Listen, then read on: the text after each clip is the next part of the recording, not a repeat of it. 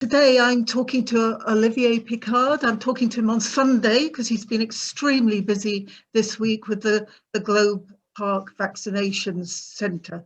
So Olivier, it snowed today. Did that have a big impact on the service? Well, I'm pleased to report that the service was not affected.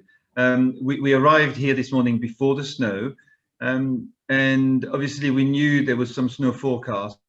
So we had adapted and called in extra volunteers, especially for the outside.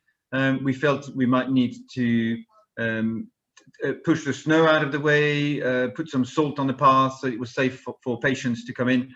Bear in mind that the patients we are vaccinating at the moment are mostly the elderly population who are aged 80 and over. So we just wanted to be sure, and obviously the best way to do that was to increase the capacity outside. We've taken some photos this morning and it was really heartwarming when it was snowing really heavily.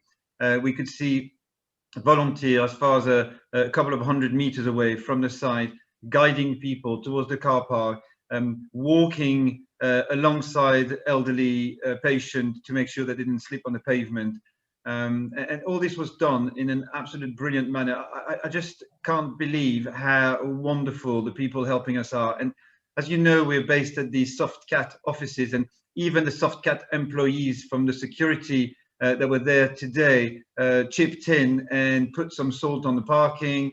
They put some vest on, and they helped make sure that it was safe all around the site. And it's brilliant that we've had some people walk with patients after the vaccination back to their car, and it was absolutely incredible. And obviously some patients decided not to come for their appointment, and they contacted us either through Facebook or by sending emails, and we are seeing them later today. So we have managed to get an extra vaccinator this afternoon to try and play a bit of catch up.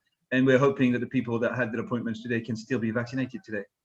That's brilliant. I mean, a big shout out, those people that were standing out there in the snow helping people. I mean, they're magnificent, aren't they?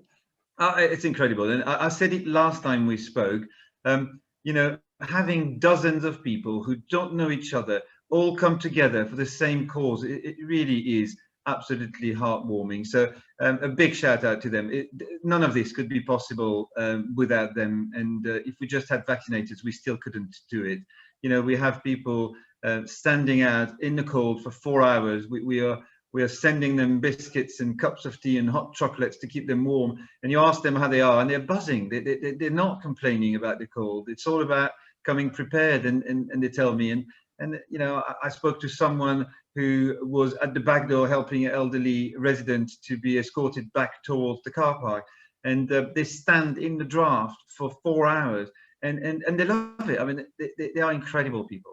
It's just really, really fantastic. Do they come from any particular organisation? Because I know Rotarians have been helping out at Adams Park. In fact, I'm going to speak to Mike Cannon about his experience because he's a Rotarian who did that. So is it just we haven't got any particular organisation helping us, but some people that have decided to give us a hand are from all sorts. We've got the search and rescue from Buckinghamshire helping us with first aid.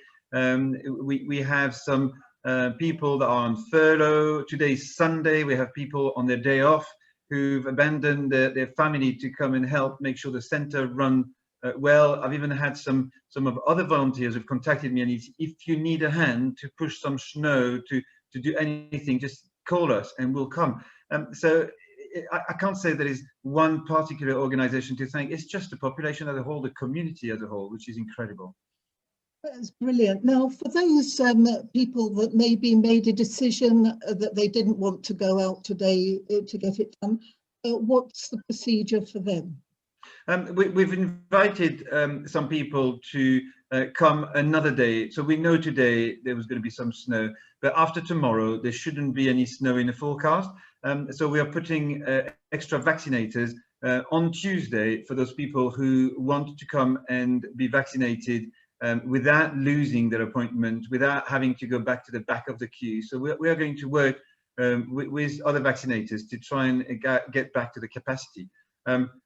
Ultimately, patients decide where they go and how they book, and some people may decide to cancel. Some people may decide to visit a different facility.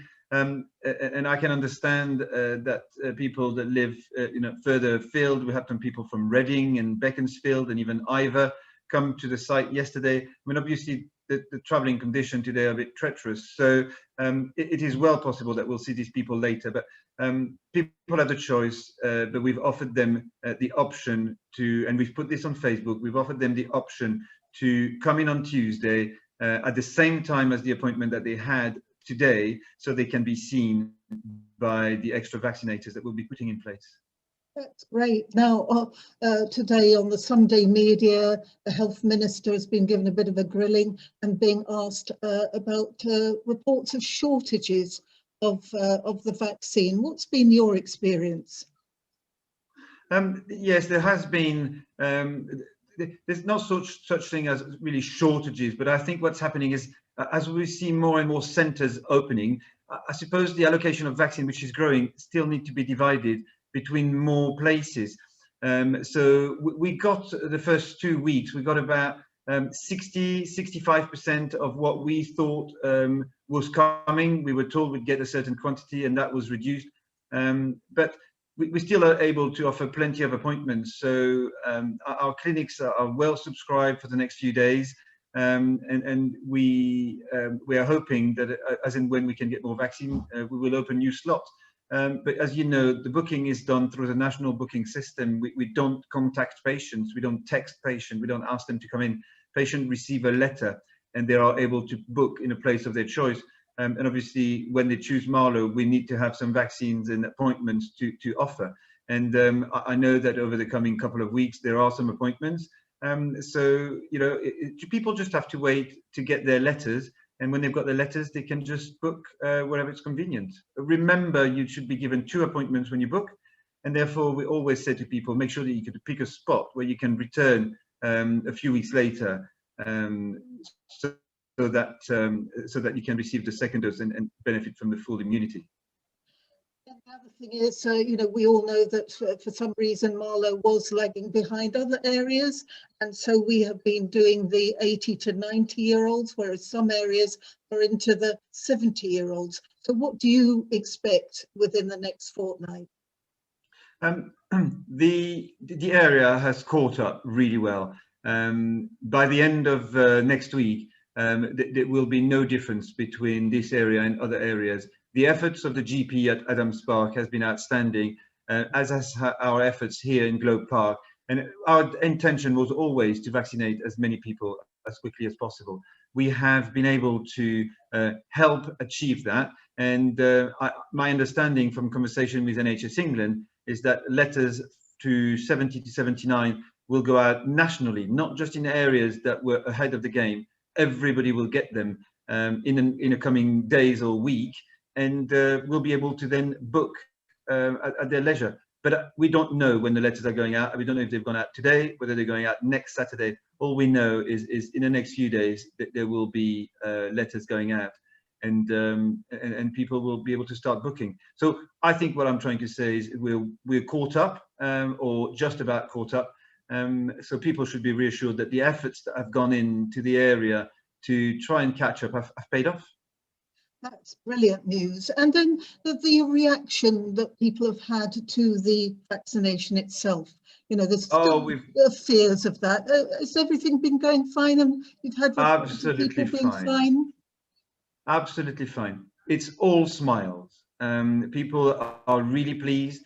The space that we are occupying is highly done up to a very high spec, and I suspect that people didn't expect that, and they have been absolutely wowed by the setup that we have here. And as I say, a lot of people have been smiling behind their masks, and it's been really heartwarming. And we've seen people with hands in the air. I've asked patients if they'd like to consent to the vaccine, and they say, I'm ecstatic. You know, they're really, really happy to go ahead with it. And I think it's only a matter of time, before everybody is vaccinated and comforted that the vaccine actually is well tolerated. Now, remember, we are using the AstraZeneca vaccine, which offers a bit more flexibility than Pfizer, but either vaccine is fine. Either vaccine offers great cover. And I'll repeat what I said last week when we spoke. We'd encourage people to get the vaccine as soon as they can, whichever vaccine it is. Just that when we've said we are using the AstraZeneca vaccine, people have said, "Oh, that's great, that's the one I wanted." So, but we can't influence that. We will be vaccinating with the vaccine we're given, as opposed to the vaccine that we want to use. Is there anything else that you want the public to know? No, just that when you come for your appointment, try not to come too early. I mean, obviously it's extremely cold outside at the moment. We have a certain capacity within the building, and we don't want people to turn up 45 minutes before their appointment. So 5 or 10 minutes is plenty. We're trying to work at pace. Yesterday, on our first day, we was due to finish at 7 o'clock, and we finished at 7:03. So not bad after vaccinating in excess of 260 people.